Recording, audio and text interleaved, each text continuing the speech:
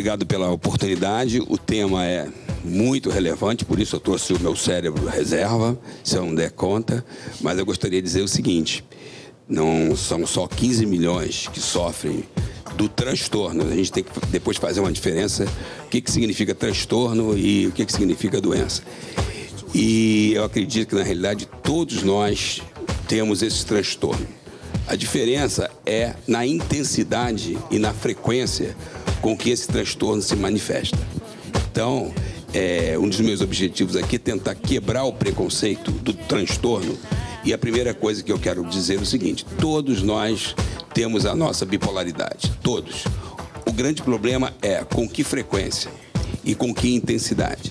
Qual é, então, a definição? A gente fala transtorno bipolar, o que é, na verdade, o transtorno? Quando você fala essa palavra transtorno, significa que o que a gente está observando, no caso, o comportamento das pessoas, estratégia das pessoas, sentimentos, emoções, variações na identidade da pessoa, que formam o que se chama de transtorno, depende de uma série de fatores. Não depende unicamente de um fator. Então, está envolvido primeiro a genética, a biologia, a neurobiologia do cérebro, está envolvido a cultura, está envolvido a crença social, está envolvido o momento, estão envolvidas várias coisas. Então, isso forma um transtorno. Qualquer modificação de um desses fatores vai interferir no todo. Então, a gente considera isso um transtorno. Agora, quando esse transtorno ele não é tratado corretamente, ele não é identificado, ele não é corrigido, esse transtorno ele tem uma característica que é a inflamação. O cérebro sofre da inflamação. E essa inflamação vai acabar lesando o cérebro. Inclusive, hoje em dia, tem uma gíria muito interessante, fala: você é um cara lesado.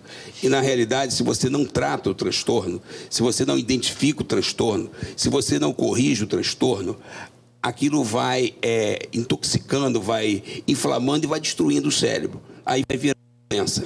É mais ou menos semelhante a um diabetes que precisa de insulina e você, por algum motivo, não dá a insulina para o paciente. Ele vai desequilibrar, vai entrar em coma e pode até morrer. Porque o transtorno, quando ele não é tratado, ele inflama e ele adoece o cérebro e lesa o cérebro. Isso que é interessante. Vamos supor aqui, eu separei um cérebro do outro. Se nós olharmos entre eles, não existe nenhuma diferença no visual. No entanto, eles processam a informação de maneira totalmente diferente. Então, vamos supor aqui que, de repente, o meu cérebro esquerdo ele está inflamado.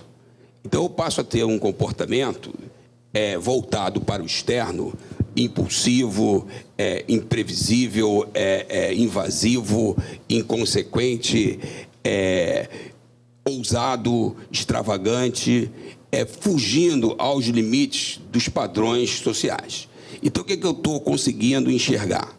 Está tendo um desequilíbrio entre o meu cérebro esquerdo e o outro cérebro que equilibra ele, que é o cérebro direito. Então, quando a gente diz que existe um transtorno bipolar, significa que, por causa das inflamações que acontecem no cérebro, as pessoas elas mudam de frequência. Por exemplo, eu dou uma entrevista no início do jogo, unindo o time, dizendo que tem atitude, que o time está fechado, está unido. Terminou o jogo, eu digo que vários jogadores poderiam ter jogado e não jogaram. Então, eu tenho um comportamento no início do jogo de futebol, no final do jogo de futebol eu já mudei o comportamento. Ou eu estou extremamente de luto em dezembro, porque perdi meu pai, perdi minha mãe, perdi o emprego, mas no carnaval eu estou saindo de destaque. Então é uma mudança de estado de espírito num curto espaço de tempo que permite dizer que esse indivíduo ele tem um transtorno, porque na média isso não é o que ocorre. Então, mais ou menos para a pessoa identificar o que a gente está falando. Eu tenho até um vídeo chamado Genética Não é Destino, que até saiu na capa de uma revista aí. Genética Não é Destino. Quando a gente fala da inflamação, isso é uma programação que existe no DNA. Genética não é destino. Você pode ter a genética, mas para o gene se manifestar, aquela predisposição a se manifestar, é que entram esses fatores culturais, sociais, de relacionamentos, alimentação, que é uma coisa que também interfere, o problema do estresse social, do estresse familiar, tudo isso interfere. Agora, a doença, ela é fortemente genética. Inclusive, um dos melhores diagnósticos que você tem que usar para você fazer a prevenção é você conhecer a história dos pais, dos avós e até dos bisavós. Porque a herança você não pode negar. Agora, a epigenética, que é você atuar no ambiente para mudar os genes, os pensamentos mudam os genes, os sentimentos mudam os genes, as emoções mudam os genes. Agora, a gente não pode fechar os olhos de que ela é extremamente genética. E tem períodos de idade em que aparece. Hoje já está escrito nos livros de medicina direitinho os ciclos que a gente tem que ter mais cuidado.